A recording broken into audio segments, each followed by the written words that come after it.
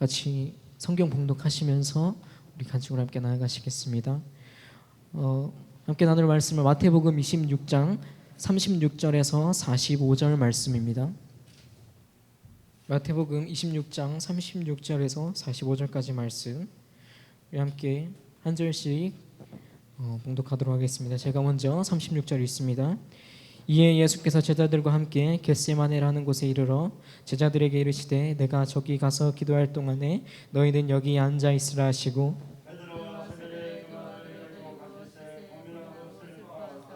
이에 말씀하시되 내 마음이 매우 고민하여 죽게 되었으니 너는 여기 머물러 나와 함께 깨어 있으라 하시고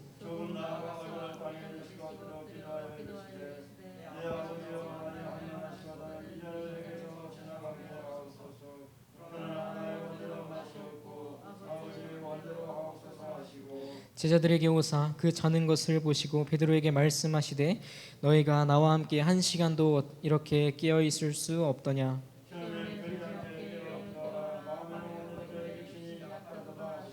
다시 두 번째 나아가 기도하여 이르시되 내 아버지여 만일 내가 마시지 않고는 이 잔이 내게서 지나갈 수 없거든 아버지의 원대로 되기를 원하나이다 하시고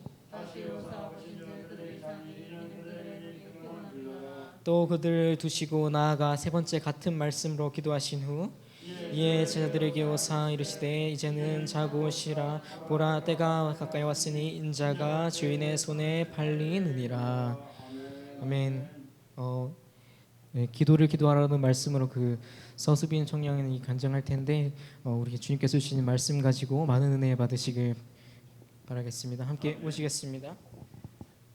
우리 함께 박수를 한번 보셨으면 좋겠습니다.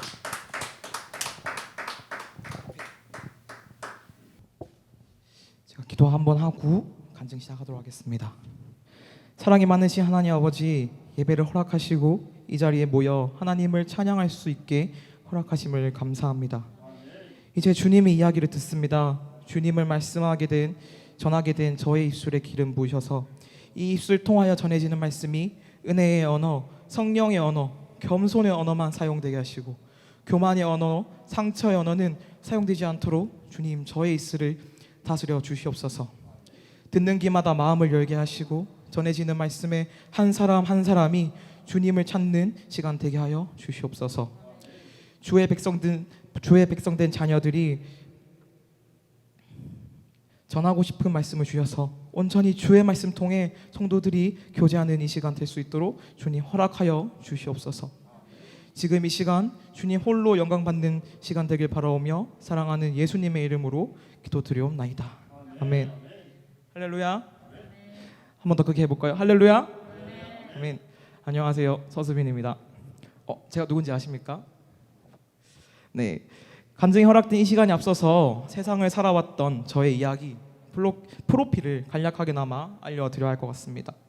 저는 2001년 2월 24일 대구 바로 위에 있는 지역인 경상북도 구미에서 태어나서 모태신앙으로부터 어릴 때부터 당연하게 교회를 다녀왔던 22살 청년입니다. 야구를 좋아해서 야구 해설가를 꿈꿨고 중학교 2학년 때 나의 꿈 직업인 인터뷰하기라는 방학 숙제를 통해서 한 야구 해설가와 인터뷰를 하는 과정에서 기자라는 직업을 알게 됩니다. 그래서 저는 기자를 꿈꾸게 되고 기자는 경험 있고 자산이다라는 말은 어디선가 듣게 됩니다. 그래서 저는 경험을 많이 쌓기 위해서 고등학교 3년 동안 15개 대회 활동을 하게 됩니다. 노동 현장에서 억울하게 죽음을 맞은 한 가장의 유가족이 기성 언론은 기업의 언론 목소리만 듣는다는 그런 억울함을 저에게 토로하셨던 경험도 있고요. 제가 다시 기성 언론의 기자가 되고 스포츠 부서를 맡지 않는 이상 한 번도 다시는 없을 경험인 평창 올림픽 출입 기자가 되어서 올림픽도 다녀오기도 했습니다.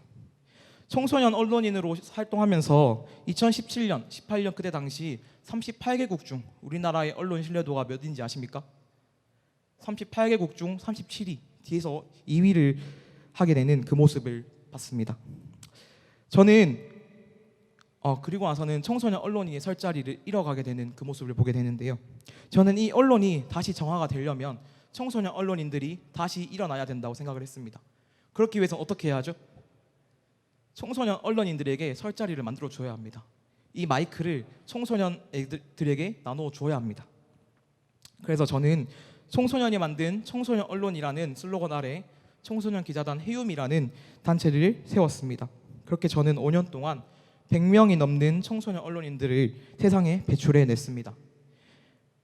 지금은 동아방송예술대학교에 진학해서 언론이 무엇인지, 언론이 해야 할 일들이 무엇인지에 대해서 배워나가고 있습니다.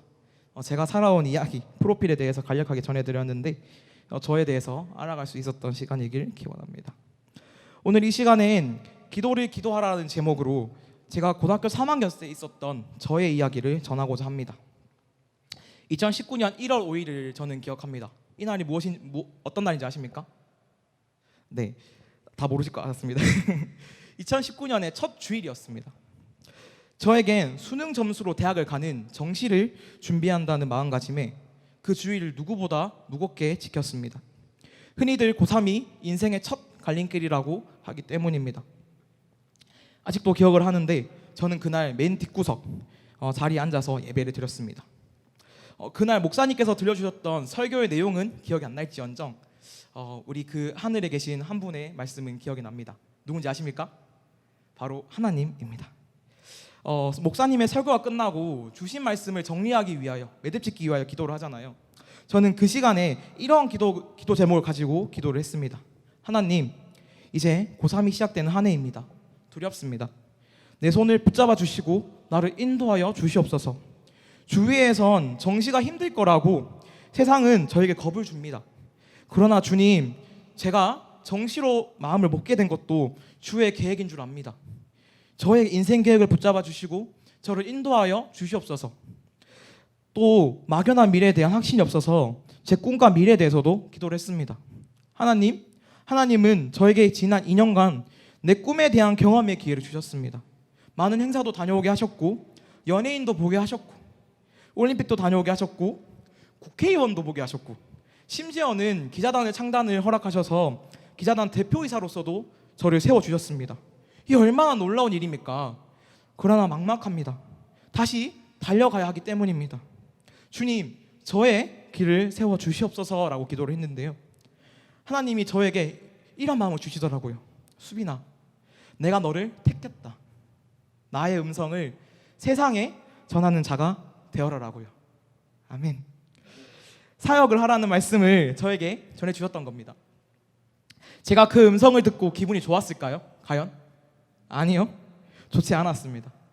나는 기자라는 꿈만 가지고 2년을 함께 살아왔는데 언론에 대한 사명이 있어서 언론사를 세웠고 언론혁명이라는 역사를 써내려 가려고 계획하고 살아왔는데 갑자기 목사가 되라니요. 죽어도 싫습니다. 안 해요. 차라리 저를 데리고 가세요. 주일도 제대로 지키지 않았고 맨날 하나님께 기도하면서 바라는 것만 많은 저를 하나님 말씀을 선포하신 데 쓰시겠다고요? 아니요. 장난치시는 거죠, 하나님. 저는 죽어도 안 하겠습니다. 라고 다시 기도했습니다. 혹시 마커스 워십이라는 찬양단을 아십니까? 우리나라의 찬양 사역단 중에 손꼽히는 찬양 사역단인데요. 유명한 찬양 집회를 영상이 아니라 직접 들어보고 싶다는 생각에 몇 번 찾아갔습니다. 처음에는 그저 신기했습니다. 유튜브로만 보던 모습을 제 눈으로 직접 목격하다니 마치 찬양 콘서트를 간 기분이었습니다. 예배가 시작되고 찬양이 시작되는데요. 첫 소절을 딱 불렀는데 눈물이 왈칵 쏟아지는 겁니다. 그러나 이 눈물은 평소하고는 달랐어요. 참는다고 꼭 참아지는 눈물이 아니었습니다. 그 다음 찬양이 모두가 일어서서 신나게 박수치며 밝은 분위기에 찬양하는 시간이었는데요. 저는 주여 외치면서 막 울고 있었어요. 찬양을 40분 동안 하는데 하나님께서는 저한테 찬양을 허락하시지 않으셨습니다. 그저 눈물만 허락하셨습니다. 그날 말씀 포인트가 뭐였냐면 아무리 내 상황이 어려워도 내 상황과 감정에 다른 은혜가 아니라 나를 사랑한 자, 나의 계명을 지킨다는 주의 말씀을 기억하고 말씀을 보고 생각하고 고민하고 믿음의 선한 싸움을 하는 자가 되어라. 내 상황과 감정에 따르지 말래요. 나를 사랑한 자, 계명을 지키래요. 이거 누가 봐도 빼도 박도 못하는 저에게 주시는 말씀이라고 저는 생각을 했습니다. 기자? 아니, 내가 너에게 뭐라고 했어? 내가 너를 택했다고 했잖아. 네가 나를 진정으로 사랑한다면 나의 계명을 지켜야지. 뭐 하는 거야 지금? 그 말씀을 제가 받아들였을까요? 수능이 자꾸 다가와요. 두렵습니다. 저는 정시로 가군에 있는 학교를 가려고 했었습니다. 정시는 가와 나와 다군으로 나뉘시는데요. 가나 다군에 학교를 하나씩만 쓸 수 있었습니다. 그래서 저는 그래, 내가 원하는 학교를 쓰고 나군이나 다군에 신학교를 쓰자 마음을 먹었습니다. 그리고 다시 공부를 하기 시작했습니다. 지금은요, 제가 뒤늦게라도 지방이나 다른 수도권 쪽에도 많은 신학교가 어디 있는지 알고 있습니다. 그런데요, 그 당시에는 제가 알고 있는 신학교라곤 총신대 하나밖에 없었습니다. 하나님은 절대 저를 놓치지 않으시더라고요. 제가 아까 가군에 있는 학교를 원했다고 했잖아요. 근데 놀라운 게 뭔지 아세요? 총신대도 가군이에요. 끝까지 이 악물고 너 데리고 오겠다라는 하나님의 의지가 부족한 저에게도 느껴졌습니다. 그래서 제게 메시지를 던져주던 마커스 예배를 한 번 더 찾아갔습니다. 그때는 기도하는 방법을 알려주셨어요. 죄는 유혹이 아니라 나의 의지로 인해서 형성된다. 내가 아니라 하나님을 위해 기도하고 내가 아니라 하나님을 만나지 못한 이들을 위해 기도할 줄 알아야 한다. 그리고 저에겐 딱 한마디 하시더라고요. 세상의 유혹에 욕심 부리지 말며 하나님께 투덜거리더라도 순종해라. 기자 욕심 그만 부리고 나 미워해 차라리. 대신 순종해. 이게 얼마나 무서운 말씀인지 감이 오시나요? 내가 꿈꿔온 꿈이 있는데 그 꿈을 욕심 부리지 말래요. 그리고는 나의 아버지 되시는 하나님을 미워하래요. 실컷 미워하다가 그 대신엔 순종하래요. 사역자 하라는 말씀을 자꾸만 저에게 주고 계셨던 겁니다. 이 말씀을 들은 후에는 제 마음을 정말 모르겠더라고요. 에라이 모르겠다, 공부나 하자 소리치고 공부를 했는데 몸이 안 좋아지기 시작했습니다. 기도할 때마다 동행하자 라는 말씀을 주셔서 기도도 안 하고 공부만 했습니다. 그런데요, 어지럽기 시작하고 속이 울렁거리기 시작합니다. 한청이 들리기 시작합니다. 공부를 하면 누군가 자꾸 현관문 도어락을 삑삑삑삑 누릅니다. 안방에서 어머니가 나오는 소리가 자꾸만 들립니다. 그런데 집에는 아무도 없습니다. 자습 시간에 학교에서 교실 문이 열리는 소리가 들려서 뒤로 돌아보면 아무런 일도 일어나지 않고 있습니다. 저는 무서워서 고개를 숙이고 있었습니다. 손목에 염증이 있었는데 염증이 심해지기 시작합니다. 물잔을 못 들기 시작하고 공부를 해야 하는데 그 몇 그램 되지 않는 샤프를 떨어뜨리기 시작합니다. 병원에 갔고 약을 바꿔야 되는 정도까지 오니까 도저히 수능날까지 달려야 할 자신이 없어졌어요. 그리고는 부모님과 담임 선생님께 상담을 하고 결정을 내렸습니다. 너무 힘들어서 끝까지 못 달리겠다. 그리고는 생활기록부로 학교를 가는 수시를 쓰겠다라고요. 그리고는 지난 2019년 9월 6일 수능을 포기하고 수시 원서를 쓰게 됩니다. 10개월 동안 해오던 수능 공부를 적고 나면 저는 마음의 안정이 찾아올 줄 알았습니다. 그런데 이제는 몇 개월 동안 해오던 공부를 그만두니까 내가 10개월 동안 뭐 해온 거지?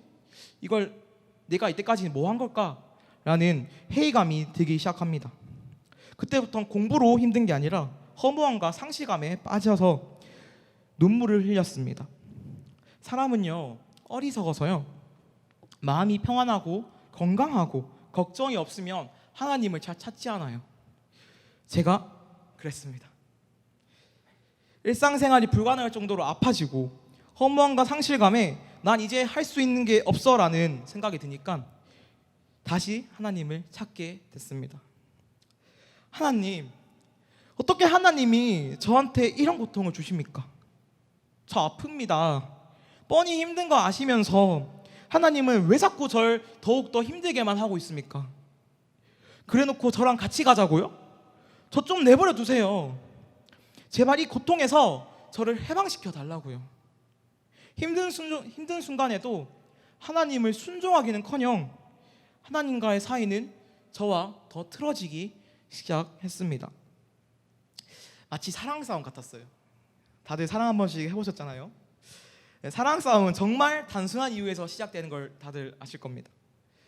사랑 싸움의 본질은 사랑하기 때문에 시작되는 것이라고 저는 생각을 하는데요.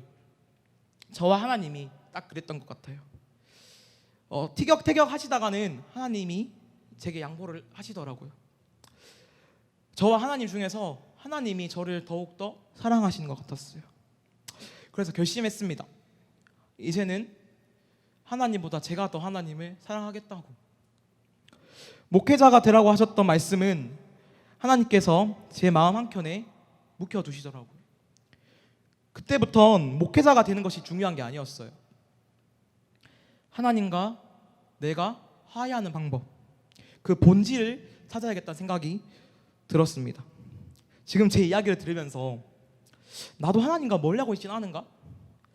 하나님이 날 사랑한다고 자꾸만 대시를 하시는데 하나님이 짝사랑하게 두고만 있지 않은가? 라는 생각이 드시면요, 하나님과 이제는 그만 싸우고 화해하는 방법을 제가 알려드리겠습니다. 뭔지 아십니까? 그 방법은 바로 기도인 줄 압니다. 내가 여자친구와 남자친구와 연락을 하고 만나는 것이 가장 가까워지는 방법이잖아요. 하나님과 연락하고 만나야 하는 겁니다. 우리에겐 하나님께서 그 여호와와 소통하는 길을 열어두신 줄 압니다. 그것이 바로 기도입니다. 제가 1년 동안 하나님께 기도하면서 구한 내용은 항상 같았습니다. 공부하는데 지혜를 좀 주세요. 능력 주세요. 기회를 주세요. 또 건강하게 해주세요. 마치 하나님이 저에게 빚진 것처럼 요구하는 기도를 했습니다. 우리는 그래요. 가정의 평안과 건강, 나의 개인적 문제에 대해 내가 바라는 것, 응답을 필요로 하는 것에 대해서 기도를 합니다. 물론 그 기도도 중요합니다. 그러나 그것보다 중요한 것은 온전히 하나님을 위한 기도입니다. 내가 하나님 앞에 나아갑니다. 내가 하나님을 알길 원합니다. 온전히 하나님을 찬양하길 원합니다. 온 세상 족속이 하나님 앞에 무릎 꿇고 기도할 수 있게 하시고 그 역사하심에 내가 가장 큰 일꾼이 되어 주시옵소서. 하나님 나라를 위해 기도합니다. 내가 하나님 나라의 백성이 되길 원합니다. 그 길을 내게 알려주시고 내가 그 길을 따라 갈 수 있도록 나를 인도하여 주시옵소서. 여자친구와 남자친구와 아니면 만나서 아니면은 자녀들이 부모님에게 나 오늘 이런 일이 있었다? 털어놓잖아요. 똑같은 겁니다. 우리는 하나님을 짝사랑하게 둬서는 안 됩니다. 하나님과 연애를 뜨겁게 하시기 바랍니다. 우리는 여자친구와 남자친구와 헤어질 염려를 언제나 두고 있습니다. 그런 하나님과는 헤어질 염려도 없습니다. 오히려 더 뜨거워질까 두렵습니다. 하나님 앞에 기도하면서 하나님, 나 오늘 이런 일 있었어요. 내 안에 거하라고 하셨잖아요.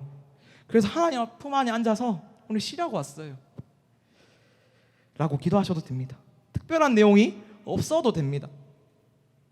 힘들다가 지쳐서 그저 잠들어도 됩니다. 그 누구보다 마음이 따뜻하시고 위로하는 법을 아시는 주님이 주의 자녀된 우리가 힘들다, 지쳤다고 말하면서 잠들면 얼마나 사랑스럽게 우리의 머리를 쓰다듬어 주시고 안아주시고 위로해 주실까요? 저는 그런 주님을 믿습니다. 아멘. 아멘. 예수님은 십자가에 못 박히시기 전에 겟세마네 동산에 제자들과 함께 올라가셨습니다. 오늘 주신 본문 마태복음 26장 38절을 함께 읽어보겠습니다. 같이 읽어볼까요?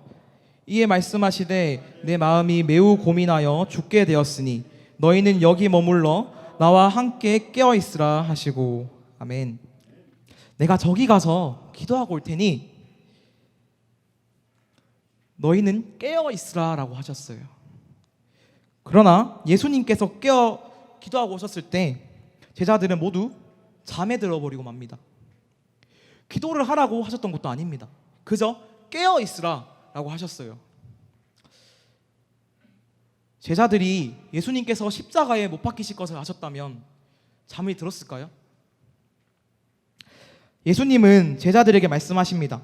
마태복음 26장 40절에서 41절 말씀을 읽어보겠습니다. 제자들에게 오사 그 자는 것을 보시고 베드로에게 말씀하시되 너희가 나와 함께 한 시간도 이렇게 깨어 있을 수 없더냐. 시험에 들지 않게 깨어 기도하라. 마음에는 원이로되 육신이 약하도다 하시고. 아멘. 너희가 나와 함께 한 시간도 깨어 있을 수 없더냐. 시험에 들지 않게 깨어 기도하라. 예수님의 제자들은 이후에 어떤 일이 일어날지 몰랐습니다. 그래서 예수님께서 기도를 하실 줄로만 알았습니다. 십자가를 못 박히실 거라고는 전혀 상상도 못했겠죠. 그러니까 예수님이 깨어 있으라 라고 해도 절박함 없이 졸음에 빠진 것입니다. 오늘의 나는 마음이 평안합니까? 즐겁습니까?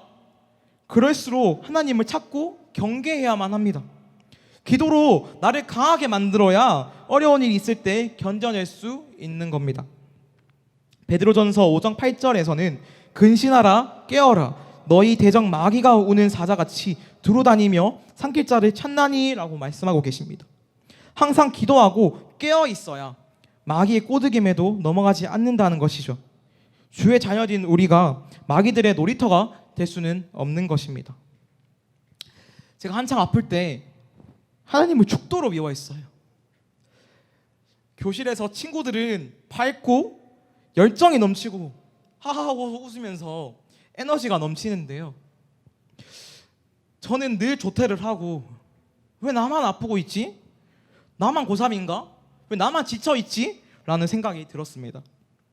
그러나 다시 하나님을 찾고 하나님을 구하고서 알게 된 것이 있습니다. 하나님은 자신의 역사하심을 보여주시기 위해 다양한 방법을 쓰십니다. 제가 아팠던 것은 내가 하나님의 사역하라라는 음성에 배반한 것에 대한 죗값이라고 저는 생각을 했습니다. 근데 막상 알고 보니 그게 아니었습니다. 1년 가까운 시간 동안 제가 아팠고 일상생활이 어려워지고 지쳐서 울기만 했던 이유는 진정으로 하나님을 다시 알게 하고 자신으로부터 멀어지는 나의 발걸음을 되돌리기 위함이었습니다. 4년 전 사역하라는 사명을 거역할 제 모습을 주님께서는 알고 계셨습니다. 그래서 하나님께서는 그 음성을 들은 제가 하나님의 마음을 알아가기 위해 노력하는 그 순간순간들을 계획하셨던 겁니다. 세상 사람들은 고등학교 3학년을 인생의 첫 갈림길이라고 말합니다. 사회로 나가기 위한 첫 관문이기 때문입니다. 그들이 성적과 대학에 얽매여 있어서 저도 그들과 함께 성적에 대한 지혜와 능력을 달라고 기도했을 때 하나님께서는 크리스천으로 살아가는 네가,